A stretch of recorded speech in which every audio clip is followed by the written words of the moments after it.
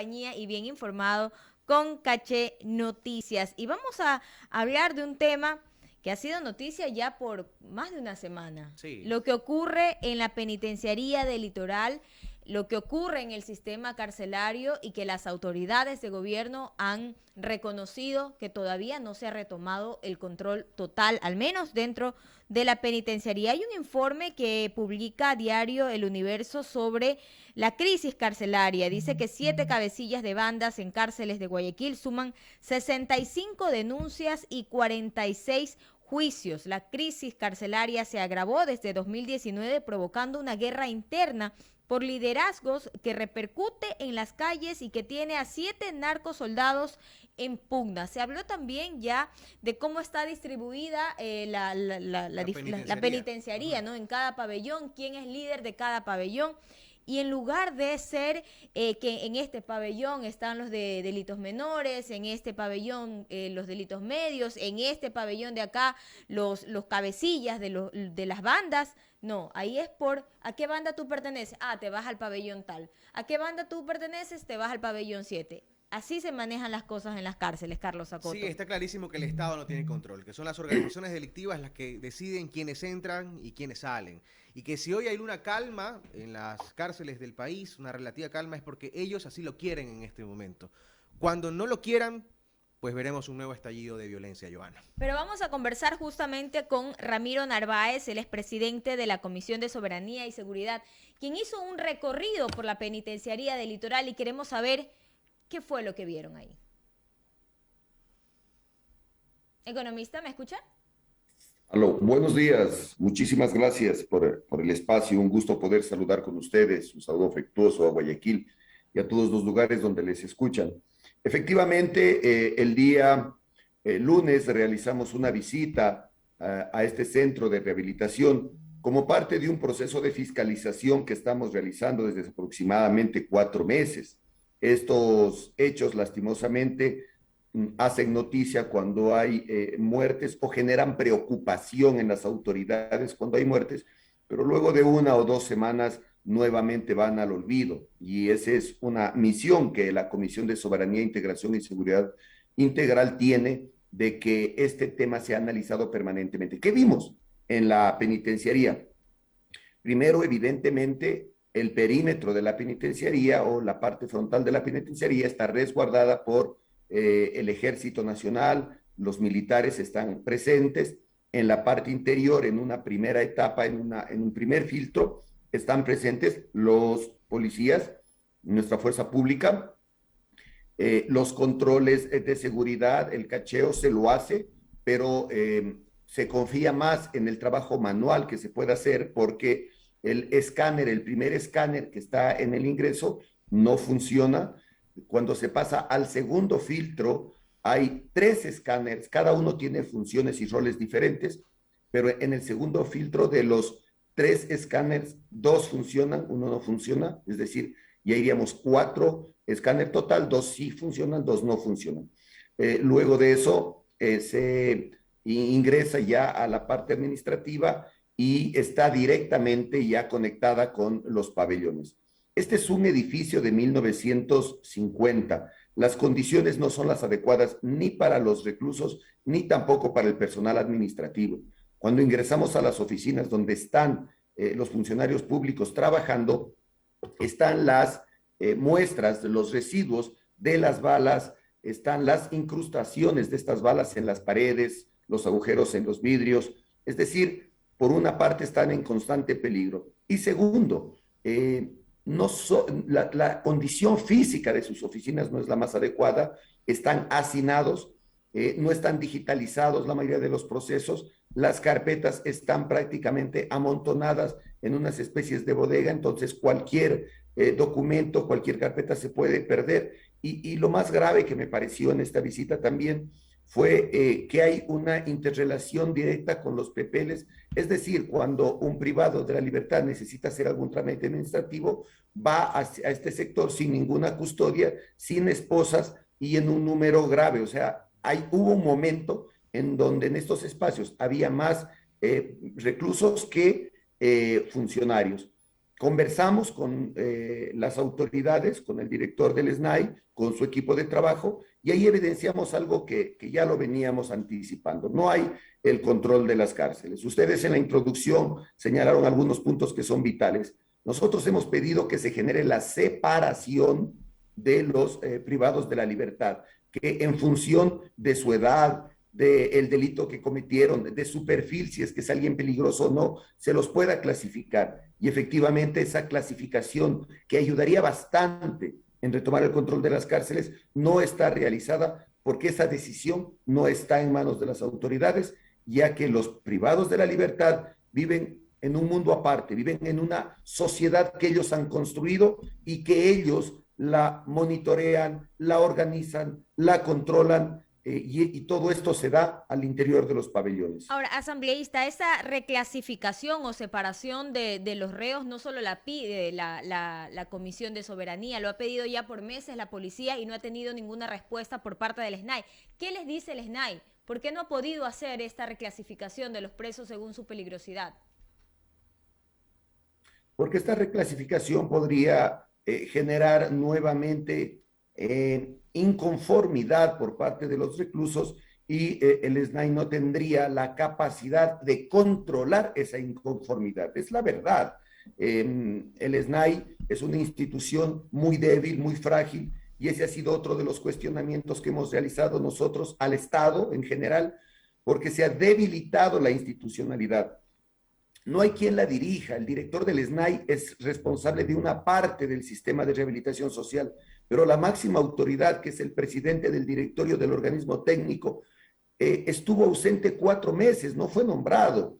Luego de estas muertes, reacciona el presidente y nombra a su representante. Y nosotros hemos venido exigiendo el nombramiento de esta persona desde hace aproximadamente 3 meses. Y el Estado, o en este caso el Ejecutivo, ha prestado oídos sordos. Mire, yo le quiero comentar algo adicional. Hay una indiferencia de parte del Estado, hay una indiferencia por parte del sistema judicial, hay una indiferencia por parte del Ejecutivo. En el mes de julio, luego de un proceso de investigación, ya nos reunimos con todos los integrantes de parte del Ejecutivo del SNAI, nos reunimos con el defensor público, nos reunimos con el defensor del pueblo, nos reunimos con la Fiscalía, con el Consejo de la Judicatura, escuchamos versiones de ONGs defensoras de los derechos humanos y que están vinculadas al sistema penitenciario, escuchamos a los agentes de vigilancia penitenciaria, escuchamos a los familiares de los pepeles y nosotros alertamos al Estado, al Ejecutivo, de que el sistema era frágil y de que estos lamentables hechos se pueden volver a repetir cualquier momento. Pero desde esos días hasta la fecha de hoy, la única que se ha preocupado y ha presionado para estos cambios es la Asamblea Nacional.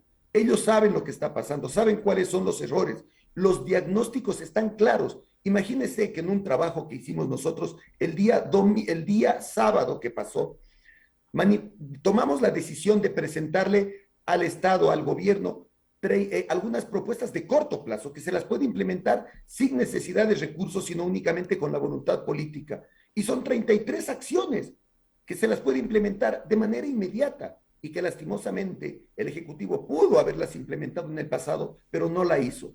El sistema judicial de la misma manera tiene una indiferencia absoluta frente a este hecho. La Fiscalía tiene un exceso o un abuso de la prisión preventiva y eso genera hacinamiento y personas con delitos menores terminan socializando con estas organizaciones y siendo parte de ellas y cuando salen en libertad salen a trabajar para ellas. Entonces, ¿qué hemos hecho? En vez de rehabilitar a una persona, lo que hemos hecho es darle la oportunidad de que se conecte con estas organizaciones. Hay más de 10,000 personas sin sentencia y esa es una responsabilidad del sistema judicial y del sistema judicial directamente para que se agiliten los procesos y quienes tengan que ser sentenciados sean sentenciados y quienes tengan que estar en libertad salgan en libertad. Pero no lo han hecho. Asambleísta, disculpe que lo interrumpa. ¿Usted tiene la lista o tiene información de los reos asesinados? ¿Por qué estaban dentro de la penitenciaría? ¿Cuál era el delito que tenían ahí? Lo que nos han facilitado es la lista de las personas que fueron asesinadas, pero lastimosamente no está el detalle de la causa o también es importante el tiempo de pena. Por algunas filtraciones de familiares, entendemos que, por ejemplo, 17 personas que fallecieron estaban por apremio, por juicio de alimentos, un tema que se podía arreglar fácilmente, un acto irresponsable de un padre, pero que bajo ningún concepto amerita de que sea mezclado con personas que están en un ambiente violento y que sean sujetos a que se violen sus derechos y en este caso hayan fallecido. Personas que están muy cerca de cumplir su sentencia, están angustiadas porque quieren ya salir, pero la burocratización de los trámites es lo que impide y genera este hacinamiento. Es decir, todos, de manera directa o indirecta, le hemos dado la espalda al sistema de rehabilitación social, al sistema penitenciario. Y hay algo que llama mucho la atención también, porque por parte de criminalística no quisieron dar cifras, pero señalaron que el SNAI había pasado una lista con un universo amplio de reos con novedades y solo tenían 12 cuerpos por identificar todavía en criminalística. ¿Qué pasa con los restantes entonces? Sí, efectivamente, eso es lo que se nos manifestó. Tienen ya identificados 2 cadáveres y hay un número menor que todavía falta por identificar. Y esto es lamentable porque el trato que se les ha dado a los familiares también es inhumano. Enterarse por fuentes no oficiales de que su familiar ha sido una de las víctimas Por de videos, estos muchos hechos. se enteraron, ¿no? Que les Sí, pasaron. por videos y los mismos familiares denuncian algunos hechos. Hoy yo recibo muchas llamadas y mensajes de personas que me dicen que están a punto de cumplir su pena y que necesitan que esos trámites se agiliten. Mire, aquí también, porque hay personas, y yo lamento mucho tocar este tema, porque hay personas que manifiestan que como son personas que han cometido delitos, no importa lo que les pase al interior, que le han fallado a la sociedad y que entre ellos, si se liquidan, a la sociedad le debería ser indiferente. Primero hay que respetar los derechos humanos de las personas independientemente de las causas por las que fueron presos o por las que fueron sentenciados. En segundo lugar, tienen también familias y las familias también son víctimas de estos lamentables hechos. Padres, hijos, hermanos, madres que ahora están angustiadas. Y algo muy fundamental que le quiero manifestar es de que en el Ecuador no hay cadena perpetua y estas personas tarde o temprano van a salir nuevamente a las calles y si no fueron sujetos de un proceso de rehabilitación, la probabilidad de que vuelvan a delinquir es alta y por lo tanto ese sí es un tema de seguridad nacional. Las personas que manifiestan que no deberían tener derechos y que no importa lo que suceda, están equivocadas porque estas personas tarde o temprano van a salir y van a tener una alta probabilidad de volver a delinquir. Si nosotros no garantizamos que haya un verdadero proceso de rehabilitación, estamos fallándole a la sociedad. Fallando como Estado. Estamos conversando con Ramiro Narváez, presidente de la Comisión de Soberanía y Seguridad. Carlos Sacoto, por favor, usted siga. Sí, economista, muy buenos días, qué gusto saludarlo. Bienvenido nuevamente a Caché Noticias. Usted ha señalado un punto importante, se ha desinstitucionalizado al SNAI. Este problema, que no es menor, no tiene pues las acciones contundentes que se esperan. Porque aquello que ocurre en las cárceles no solamente es problema de los presos, es problema de la ciudadanía, porque desde ahí se ordena, por ejemplo, matar, robar, secuestrar y extorsionar hacia afuera. Es decir, de esos controles también depende la seguridad. ¿No será hora quizás de elevar la categoría del SNAI a un ministerio, de revivir algo equivalente a lo que en su momento existió como el Ministerio de Justicia, con mayor presupuesto, con mayor personal? Porque entiendo que en el marco de su recorrido, y perdón que me extienda en este comentario, también se dieron cuenta dentro de la penitenciaría que no hay personal suficiente, como trabajadoras sociales, como psicólogos. Me parece que hay 3 trabajadoras sociales para una población de cerca de 8.000 privados de libertad. ¿Se puede trabajar así? Mire, su punto de vista es el correcto. Con una institución frágil no se puede garantizar ni la rehabilitación ni la seguridad de los privados de la libertad. El Estado es el responsable, es el custodio de estas personas y hoy hay un sinnúmero de muertes que el Estado no las puede, que no puede responder, no puede justificar cómo pudieron permitir que lleguemos a estos niveles. Hay que recuperar la institucionalidad de aquellos que estén encargados de los sistemas de rehabilitación. Efectivamente, se debe crear una estructura institucional que permita cumplir con los objetivos de las cárceles. Este es un problema que se da en muchos países, pero en el Ecuador se ha profundizado. No tiene antecedentes lo que está sucediendo dentro de nuestro país y es uno de los hechos más graves que se han generado a nivel mundial. En uno de los reportajes de alguna cadena internacional escuchábamos que es la quinta acción más violenta que se ha generado a nivel mundial. Eso es penoso para el Ecuador. Y si el Estado hoy, lo que usted ha manifestado, no reinstitucionaliza a los responsables de la seguridad social, esto va a seguir pasando. Fue lamentable ver cómo la falta de personal también abona a este problema. Son 8,000 en la penitenciaría del Litoral, pero en el complejo que están ahí en el mismo sector y que están administrados por el SNAI, son más de 15,000 privados de la libertad.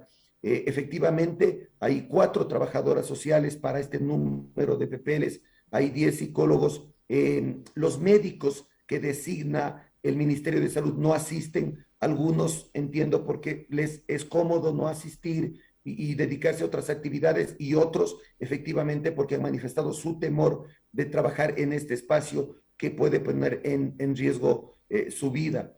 Por lo tanto, vamos nosotros a tener una reunión el día lunes 11 de octubre con todos los integrantes del directorio del organismo técnico, en donde están varios ministerios que no han cumplido su rol, que le han sido indiferente. Pero mire lo grave, Carlos, usted lo ha manifestado. La presidenta del directorio del organismo técnico, entiendo que ha sido nombrada Bernarda Ordóñez, ministra responsable de la Secretaría de Derechos Humanos. Sí, el pasado 1 de octubre. Imagínense el pasado 1 de octubre cuando la Asamblea venía exigiendo que se le nombre desde hace 3 meses a cualquier persona. Y hay 2 observaciones. Primero, ella tiene otras responsabilidades de su secretaría. ¿A qué horas le va a dedicar tiempo al sistema de rehabilitación social? Deben poner una autoridad que dedique el 100% de su tiempo a este problema. Es decir, debe ser una persona que esté enfocada de manera absoluta a este tema. Poner a una persona que tiene otra obligación para que en sus momentos de libertad pueda regresar a ver al sistema de rehabilitación social no es adecuado. Y otro tema que me preocupa, Carlos, es que Bernardo Ordóñez, siendo representante de la Secretaría de Derechos Humanos, ya formaba parte de este organismo y también fue indiferente a los hechos que sucedieron el 23 de julio, fue indiferente a los hechos que sucedieron en agosto en Quevedo, y hoy hay que ver qué dice respecto a estos hechos. Cuando nosotros le llamamos a la Asamblea Nacional, nos respondió mediante un oficio manifestando que la Secretaría de Derechos Humanos no tiene absolutamente nada que ver con la violación de los derechos humanos al interior de las cárceles, sino es ella quien es la responsable. Y luego ella misma es la que ahora va a estar a cargo de asumir la representación del presidente de la República ante este Comité Técnico de Rehabilitación Social. Desde su punto de vista, ¿entendería entonces una mala jugada del Ejecutivo? Evidentemente, una persona que manifiesta que no tiene que ver, que pertenece a este directorio y que manifiesta que no tiene que ver con la violación de los derechos humanos al interior de las cárceles, hoy va a ser la máxima autoridad del sistema de rehabilitación social. Hay una gran contradicción y yo considero, y lo digo respetuosamente, el presidente de la República debería evaluar si el liderazgo de la Secretaría de Derechos Humanos está en las manos adecuadas y debería evaluar si la presidencia del organismo técnico, del directorio del organismo técnico, está en adecuadas manos. Nosotros tenemos nuestras reservas por los antecedentes que yo le he comentado. Y bien, la Comisión de Soberanía, Integración y Seguridad Integral que usted preside en la Asamblea Nacional, tras esta visita a la penitenciaría del Litoral, ha resuelto los siguientes puntos, los siguientes exhortos al presidente de la República: que se nombre un delegado responsable en el organismo técnico de la rehabilitación social, ya lo hemos discutido acá; que se diseñe e implemente un censo penitenciario que permita caracterizar a las personas privadas de la libertad, importantísimo; que se requiera a la función judicial la revisión de los procesos de las personas con sentencia; se procese sin dilación los expedientes para el acceso a los beneficios penitenciarios en favor de quienes han cumplido los requisitos para prelibertad en régimen semiabierto y abierto. Este es un punto importante, el último, porque resulta que dentro de los planes del gobierno está otorgar beneficios penitenciarios a cerca de 5.000 reos. Lo ha dicho el ex titular del SNAI, Fausto Cobo, en diferentes entrevistas, pero lo cierto es que en el país no hay los suficientes jueces de garantías penitenciarias para acoger estos casos. Por ejemplo, en Guayas, que tiene una enorme población penitenciaria, solo 5 jueces están a cargo de este tema. Es decir, finalmente pareciera que no hay ningún plan emergente, que con el sistema así que no funciona, evidentemente quieren atender un problema que requiere de suma, de actos urgentes, de diligencia. ¿Qué esperan ustedes después de este pedido, economista? ¿Tendrá asidero o caerá en oídos sordos? Efectivamente, yo considero, por ejemplo, que entregar un mayor presupuesto al sistema de rehabilitación social es fundamental, pero si invertimos estos recursos en el sistema actual, en la estructura como está hoy, es desperdiciar estos recursos, porque lo que hay que cambiar es la estructura. Hay que garantizar que el sistema judicial esté presente en las cárceles, agilitando estos procesos. Usted ha hecho una reflexión importante. Estos jueces no están presentes. En la visita que hicimos, tanto al centro de rehabilitación masculino y luego nos trasladamos al centro de rehabilitación de mujeres privadas de la libertad, en los 2 espacios la gente nos decía, no vienen los abogados para las audiencias, nuestros trámites están demorados, nos suspenden la audiencia permanentemente porque no tenemos un defensor público, porque no hay un juez y estamos angustiados por eso. Esa es una muestra de que efectivamente hay que fortalecer todas las áreas, el sistema judicial, la parte administrativa. ¿Qué planteamos, Carlos? Se debe crear un equipo administrativo de apoyo al sistema judicial y al sistema administrativo del SNAI. Es la única forma de procesar todos estos casos. Con el personal que tiene el SNAI, con la voluntad y la estructura del sistema judicial, no se va a poder dar respuesta a esta iniciativa de acelerar estos procesos. Y otro tema importante, la prelibertad debe ser un tema técnico, no por el hecho de que ha sucedido estos lamentables hechos, vamos a liberar a quien tal vez no tiene que estar liberado. Hay que hacer un proceso, hay que medir el perfil, hay que determinar el comportamiento que ha tenido dentro del sistema de rehabilitación social. Porque mire, Carlos, lo penoso es que la mayoría de personas privadas lo que quieren es cumplir su sentencia. Quieren salir para estar con sus familias y quieren pagar su pena, cumplirle a la sociedad y reinsertarse a la sociedad, tener una segunda oportunidad. La mayoría quiere eso. Los actos violentos se generan por un porcentaje menor de PPLs. Por eso es importante la separación. Por eso es importante agilitar estos procesos en donde el sistema judicial y el Estado ha fallado. Es lamentable, Carlos, es lamentable lo que está sucediendo, pero necesitamos que estas entidades reaccionen y si la Asamblea es la institución que tiene que garantizar que reaccionen, así lo haremos. Ya nos reunimos con ellos en julio. Y si tenemos que presionar nuevamente y si tenemos que exigir a través del marco legal de la fiscalización, lo vamos a hacer. Y si es que hay que llegar a juicios políticos con estas autoridades porque no han cumplido con la ley, lo vamos a hacer. No es una amenaza. Yo siempre concilio. Yo creo que los extremos no son adecuados, pero si no hay una reacción adecuada, nos vamos a ver forzados a tomar acciones más drásticas dentro del marco de la ley. Economista, brevemente, nos quedan 2 minutos para esta entrevista. Hoy están llamados a comparecer funcionarios, ministros del Frente de Seguridad del gobierno de Guillermo Lasso. Entiendo la comisión que usted preside. ¿Qué se les va a consultar a ellos? Mire, nosotros, al margen de lo que está sucediendo en las prisiones, también estamos conscientes de que hay una ola de violencia en la ciudadanía. Recuerdo cifras alarmantes en donde en Guayas, en un fin de semana, hubo 15 asesinatos, en un fin de semana. Esto se está replicando en varios cantones de nuestro país. Hay actos de violencia permanentes y los índices han aumentado. Si es que alguien habla de que es una percepción, no es real. Esto está sucediendo. Por eso hemos visto importante hacer una reunión ampliada.